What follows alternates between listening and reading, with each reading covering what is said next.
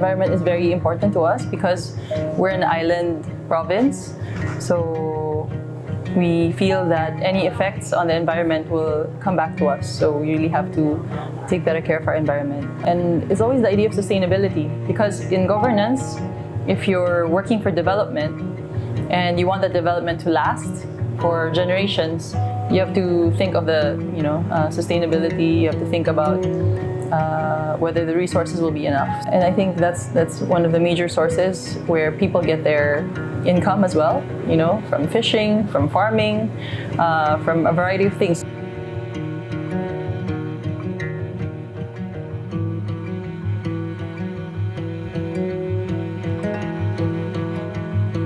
Some of the initiatives that we've taken includes the trash in a bottle program, because we know that plastic is a big issue, proper disposal, etc. So we've come up with the trash in a bottle program where we buy back bottles but filled with plastic. So the citizens can fill up these water bottles. They can come in different sized plastic bottles. And they can fill that up with plastic, and once they've done that, they can bring it to the municipal hall, and we would purchase the bottles with plastic.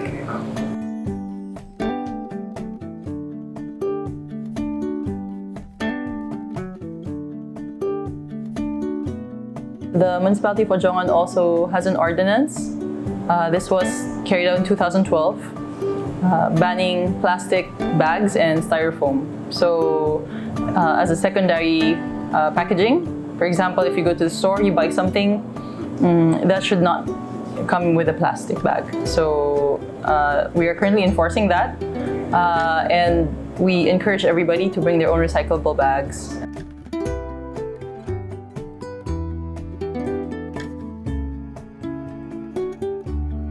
We're developing the mangrove area, and we're also making it a place where associations can put in, say, they can culture fish or they can culture crab. So it becomes linked, the economic aspect, and the environmental aspect. Because if you if you show people that they can earn a living while at the same time protecting the environment, then it becomes a bit easier. Also, we have the marine protected areas. So we have 3 marine protected areas and fish sanctuaries here. In these areas, these are no fish zones, no take zones. So the fishermen cannot catch fish within that area. So that ensures that there's a place for the fish and other marine resources to breed.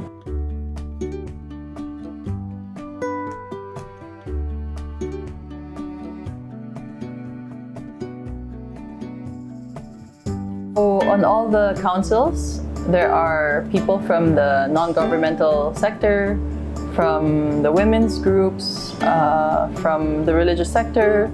So as much as possible, all the councils, all the special bodies in the municipality will have participation from other stakeholders. So that's one component. So at least at the policy-making level, because it's the committees and the councils that decide on certain matters and make recommendations as well regarding the different sectors.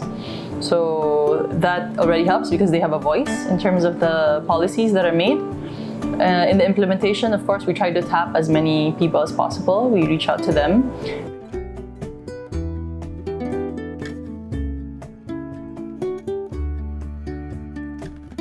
Before, there was a lot of flooding, a lot of problems with the drainages, because people are just building whatever, whenever, wherever. So now we're trying to make sure that the construction is regulated.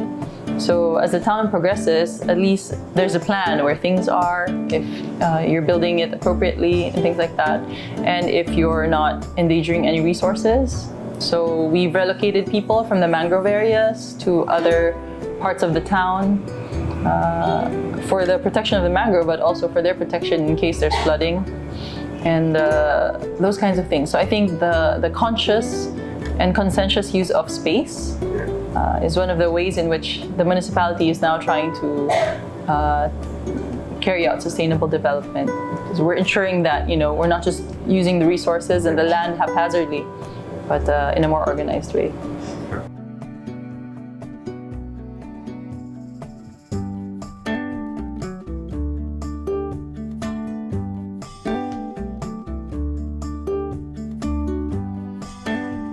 I think if anybody's really interested in development per se, then the environment has to be a big component of that.